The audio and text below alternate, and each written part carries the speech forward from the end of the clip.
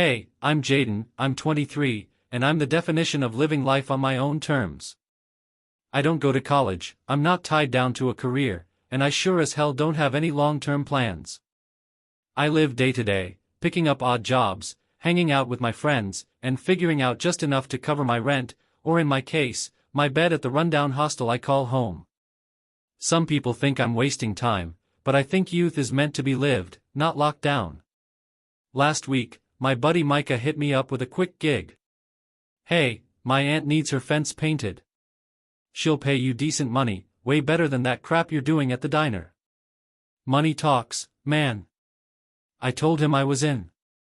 I wasn't expecting much, probably just some older lady in an old house with an even older fence, but work is work, and I know my way around a paintbrush. The day came, hot and dry, with the sun hanging low over the sleepy suburb. I walked through the quiet streets, toward the address Micah texted me. The houses here were well kept, yards neatly trimmed, way out of my league. I didn't belong in this kind of neighborhood, and I knew it. When I reached the house, I stopped in my tracks. She was standing there, watering the flowers along the porch. I remember thinking, no way this is his aunt. She looked mid-30s at most, wearing a simple white tank top and denim shorts, her long dark hair tied loosely back, tall, graceful, confident, you could just tell. She glanced up and smiled, soft but warm. You must be Jaden, she said. I'm Lila. Micah told me you'd be helping me out today. I froze for a second, I had to mentally shake myself. Yeah, Jaden, nice to meet you.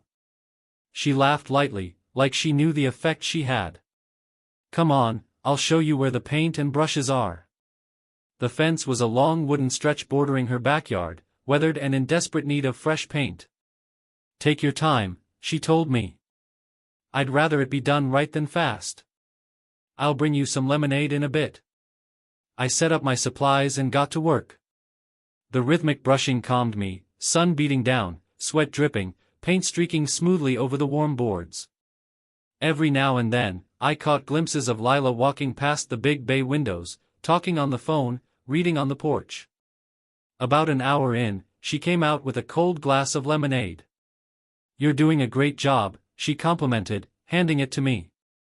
Better than I expected, honestly. Thanks, I said, taking a big sip. Got to earn my pay, right? We chatted casually for a bit. I learned she worked from home, did consulting of some kind, widowed. I didn't push for details. The sun shifted, casting long shadows over the fence line.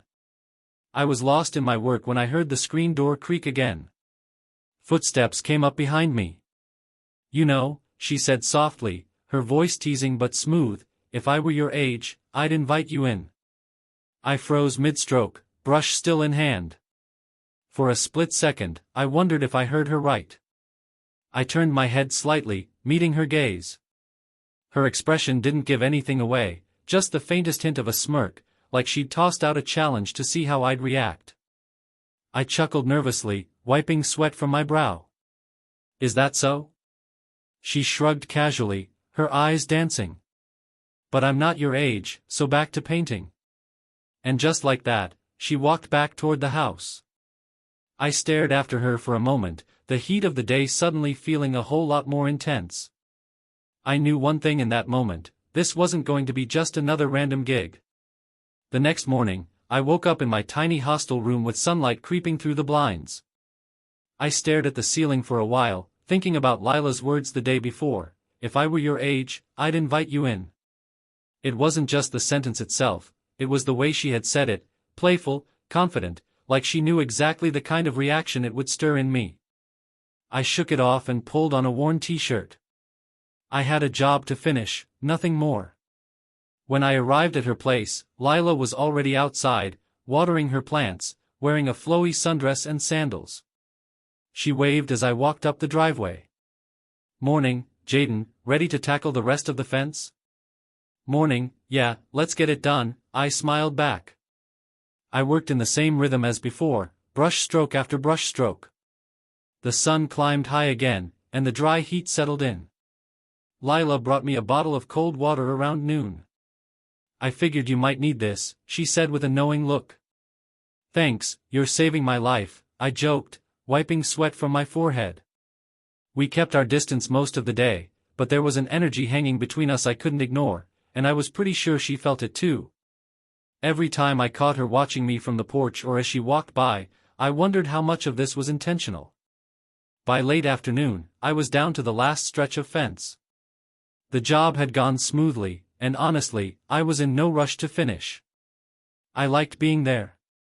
It was peaceful, quiet, nothing like the chaos of a hostel or the half-ass hustle jobs I usually bounce between. I packed up the brushes and took a step back to admire the work. Not bad at all.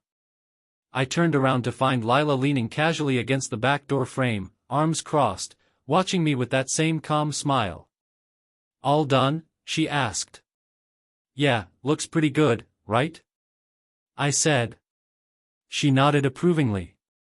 You really did a great job, better than I expected. You've earned your money, and maybe a little extra. I raised an eyebrow. Extra? She tilted her head slightly. How about you come inside for a cold drink before you go? You deserve it. I paused for just a moment. The safe choice would have been to politely decline and head back to my side of town ascendant. I nodded. Sure, I said easily. Why not? The inside of her house was just like I imagined, modern but comfortable, soft neutral colors, family photos tastefully placed but with no recent ones.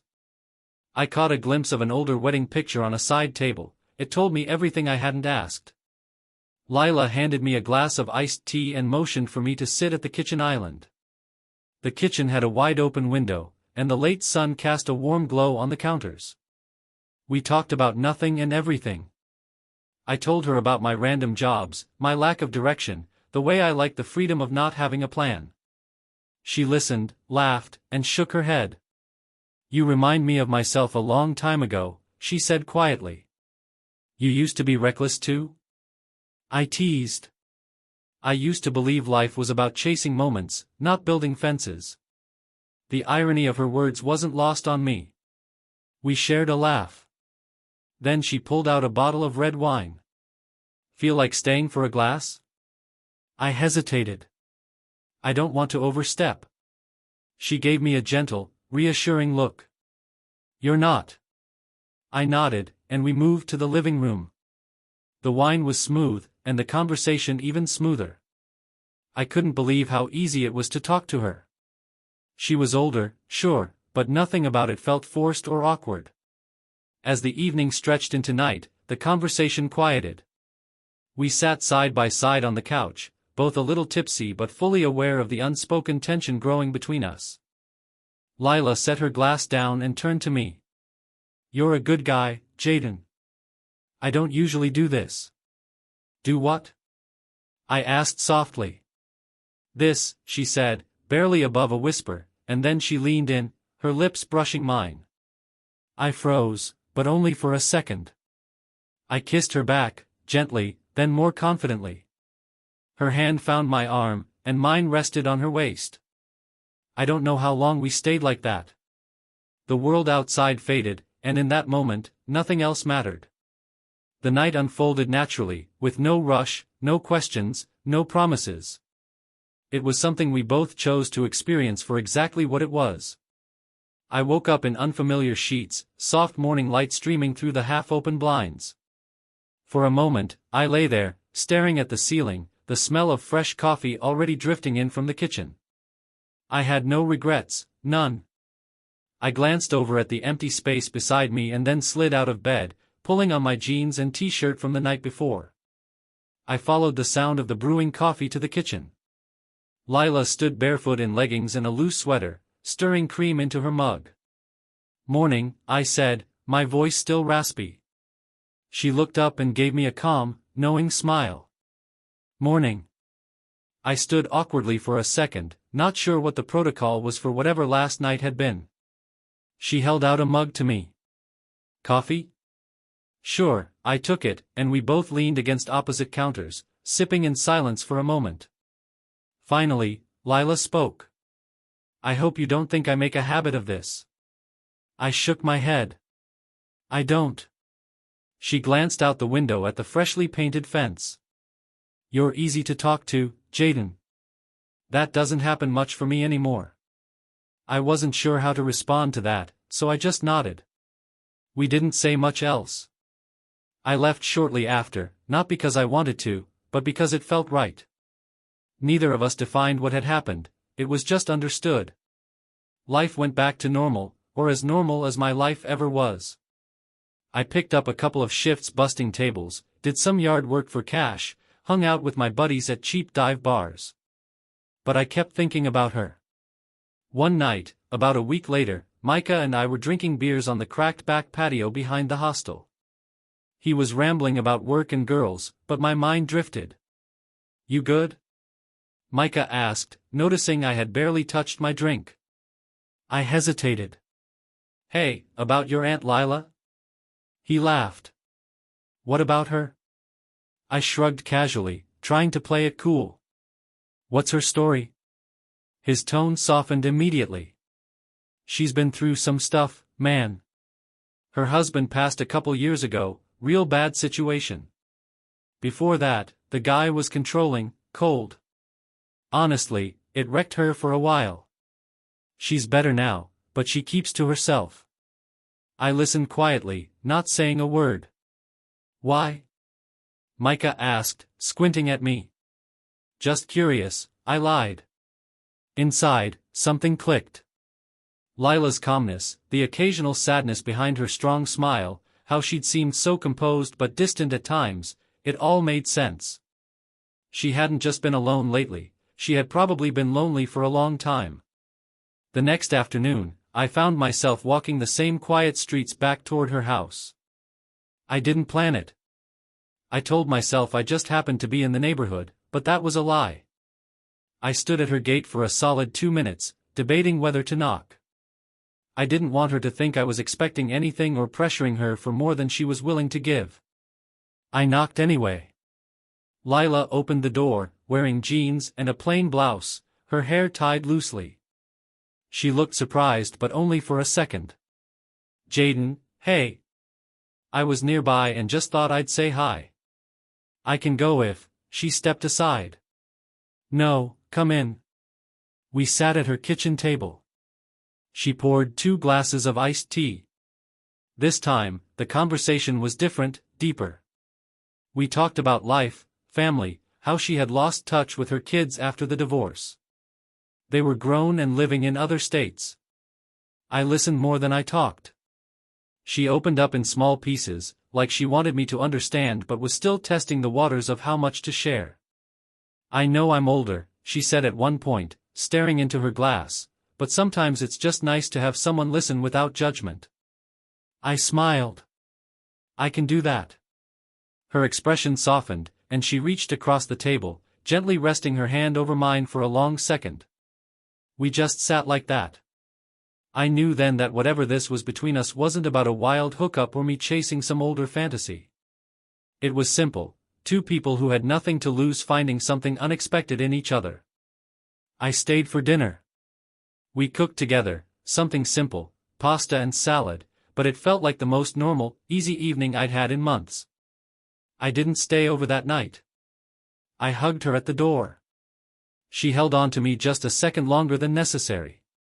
As I walked back through the dark streets toward my side of town, I realized something strange. For the first time in a long time, I was looking forward to whatever happened next.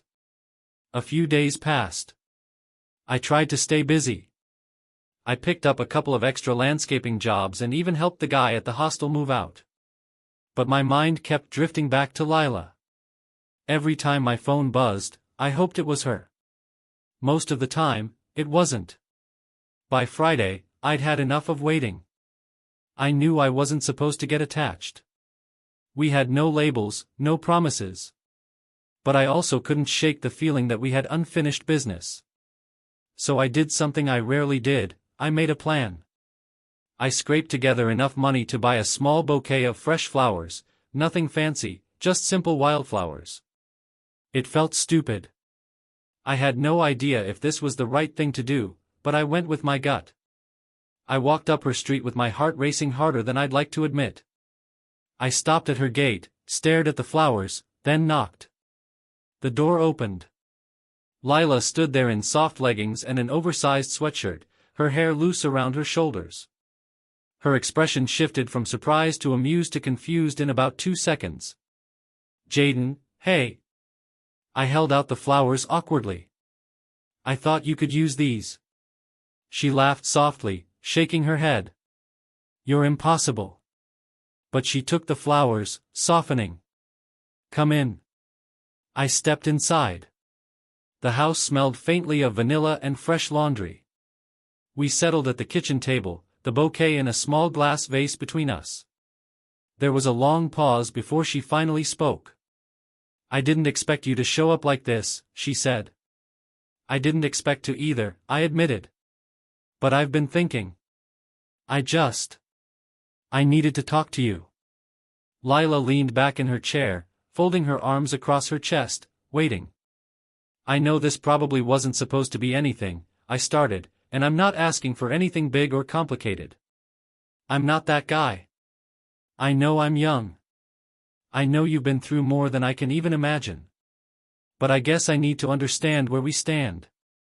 I just don't want to mess this up, whatever this is." Her expression shifted again, this time to something I couldn't read. She stared at the vase for a long time before finally speaking. "You are young, Jayden," she said quietly. "Too young to be dealing with someone like me. My life is messy. My past is heavy. My kids barely speak to me. My marriage, it left scars that don't just fade." I sat in silence, letting her words land. She sighed. "You shouldn't have to carry someone else's baggage at 23. It's not fair to you." I nodded slowly. "You're right, it's not. But I'm not asking to carry anything. I'm just saying I like spending time with you, and I care enough to ask what you want." She smiled faintly, her eyes a little glassy now. "What I want?" She exhaled. "I want simple. I want no drama, no expectations, no rules. I don't want to worry about whether you'll text or if you'll show up. I don't want to question if I'm too old for this or if you'll wake up one day and realize this is a mistake." I smiled. "You want real but light." "Exactly. I can do that." We sat there for another long pause, neither of us needing to fill the space.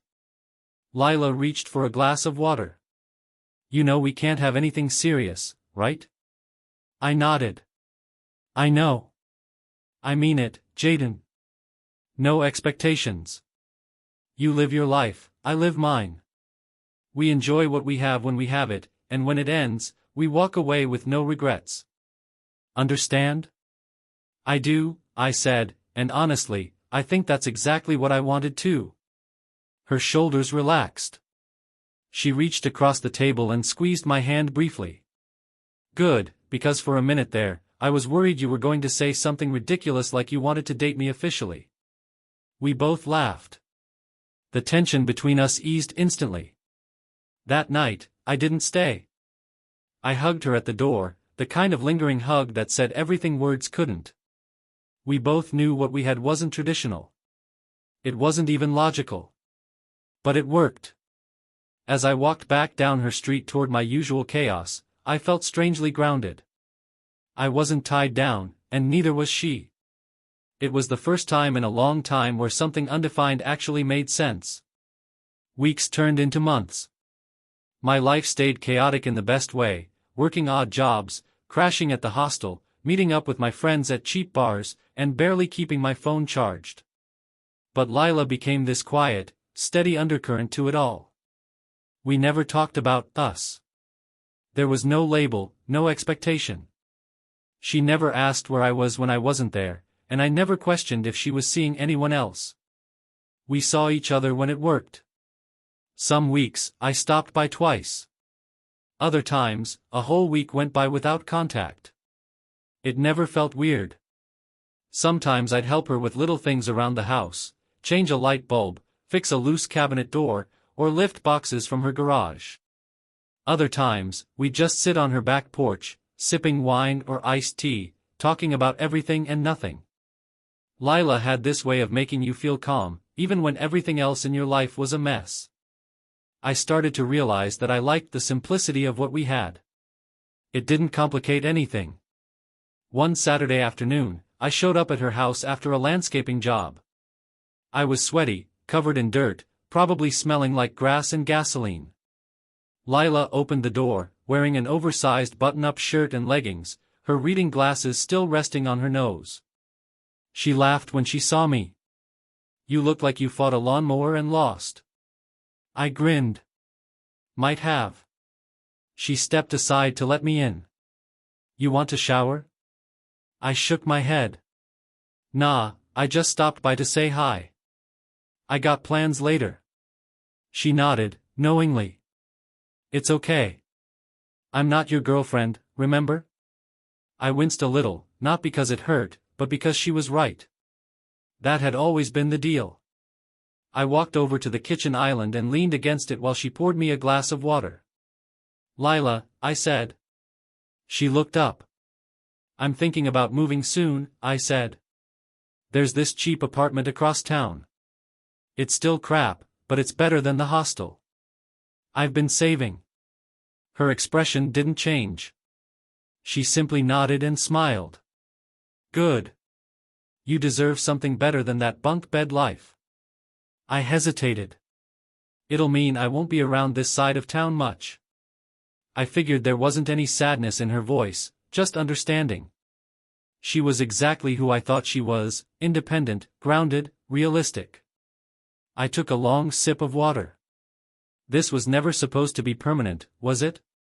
I asked. "No," she said softly, "and that's what made it perfect." I set the glass down and walked over to where she was standing. I kissed her on the forehead. She closed her eyes and smiled. "Thank you," I whispered.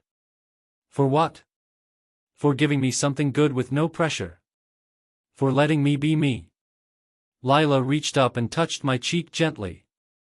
"And thank you for reminding me what it felt like to be wanted again, even if just for a while." We stood there for a moment longer, two people who had filled a gap in each other's lives without ever needing to label it. Finally, I stepped back. "I should go." She nodded. "I know." I walked toward the door, then turned back one last time. "You'll be okay?" "I've been through worse," she smiled. "Go live your life, Jaden. Don't settle too soon." I smiled back. "I won't." And with that, I walked out the door. The sun was setting as I made my way down the familiar street one last time. I didn't feel sad. I didn't feel regret. I felt exactly the way we had promised each other we would, free. It wasn't a love story in the traditional sense. There was no big fight, no tearful goodbye, no dramatic twist, just two people crossing paths at the exact moment they needed each other and then moving on. No strings, no regrets. And honestly, that was it.